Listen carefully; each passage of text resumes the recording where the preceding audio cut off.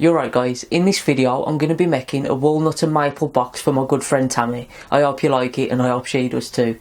To make the box I decided to use walnut and maple, so I started by cutting the walnut to width on the table saw.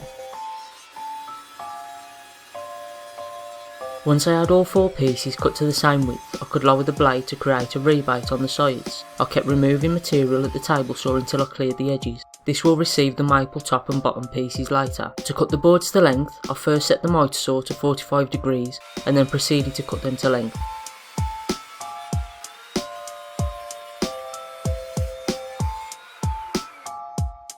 I was left with 2 longer and 2 shorter pieces that will create a rectangular box. Miters can be awkward to glue and clamp up, so using masking tape, I add a strip to the back of each joint laying flat. Just make sure they are level and butted up close together. Then I can flip them over and add the wood glue. With the wood glue applied, it's just a case of rolling the pieces up to form the frame to the box.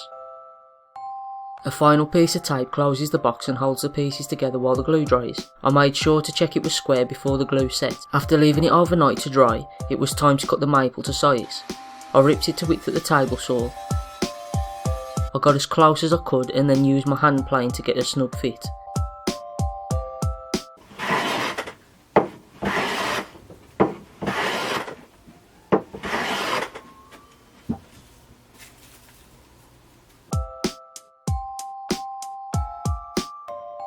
I could then cut it to width using my crosscut sled on the table saw.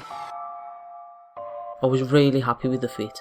The bottom will be left plain, but the top will have a design. Now I know Tammy is a Marilyn Monroe fan, so I chose a design I thought she would like. I printed it onto some self-adhesive paper and stuck it to the maple. Using a mini rotary tool, I carved away the areas in black. It is a little fiddly, but with practice it soon becomes easy. The hardest part is maintaining the same depth. There's no need to worry about it at this stage though. Once the main details were all carved, I could carve away the bulk area and make sure the depth was below the surface in all areas. It doesn't have to be the same depth all round, just deep enough to allow for sanding later. With the carving to my liking, I mixed together the 2-part epoxy putty called milliput. I use this a lot. I've put together a playlist of my milliput projects if you'd like to check them out. With the putty mixed, it's just a case of filling in the carving, making sure to be proud of the surface all over. I leave it overnight to fully cure and harden. Once it's set, it's like stone. It is however very easy to sand, so using my random orbit sander, I remove the excess milliput to reveal the face beneath. I love when the design starts to show through. I was happy at this stage because I still had hand sanding to do later. To glue the maple into place, I just added wood glue to the edges, spread it evenly with a brush, and hammered the maple into place. No need for clamps. I couldn't have asked for a better fit.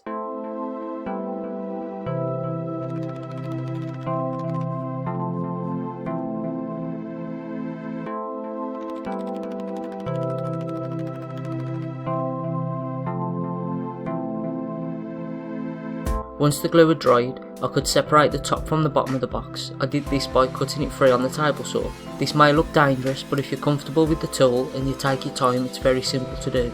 I cut through each side, turning after each cut to free the top.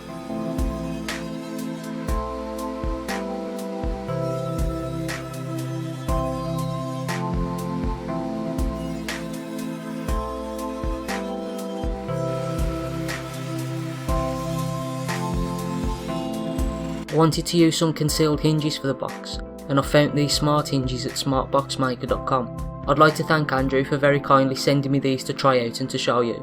There's a link in the description to where you can get them if you're interested.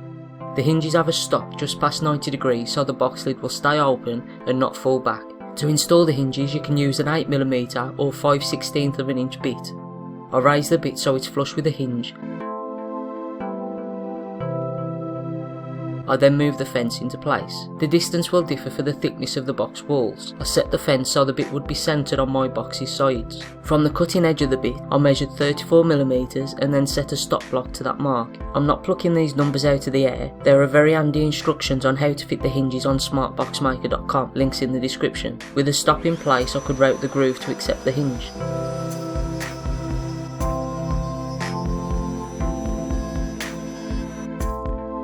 Leaving the stop in place, I could do one side on the lid and one side on the base of the box.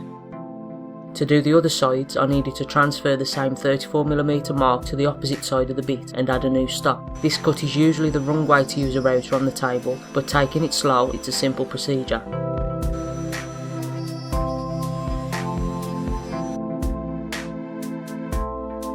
The hinges fit, so I marked where to drill pilot holes.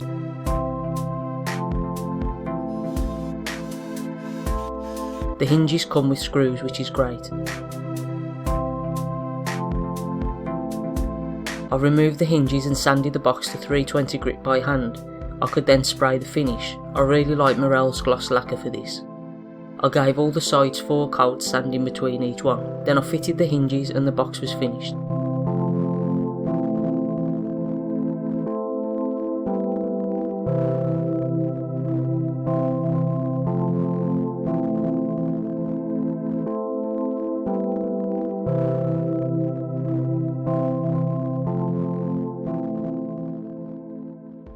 So that's it then, guys. I really hope you enjoyed that one. Please make sure you check out the links down below to find out about the hinges and stuff like that, because it was really nice of Andrew to send them to me to try out, and they're really on them brilliant hinges. I can highly recommend them. I'm planning to review the router that I use for the hinges. I've had that for got to be close to 2 years now. I'm not too sure when I'll be able to actually get it done, because I'm quite busy with hospital and stuff at the moment, but as soon as it's done, I'll be sure to leave a link down in the description below, so it's there for you to check it out. And of course, if you're subscribed, then you'll get a notification when I upload it, so it'll be there for you to check out there and then. If you like this video, please give it a thumbs up. If you didn't like it, give it a thumbs down. If you want to leave a comment, got any questions at all, leave them all down below. I answer all comments. If you're not subscribed to my channel already, please click that subscribe button and click the little bell icon next to it so you can get notifications. That way you won't miss a video whenever I upload one. And if you really like this video, please consider sharing it around with your friends and family. Hopefully they'll enjoy it too. I'm going to leave some links on the screen so you can watch what my latest upload is, and you can also see a playlist of all my build videos if that's what you're interested in. And click the circle down below. That'll easily make you subscribe to my channel. So thank you all for watching again.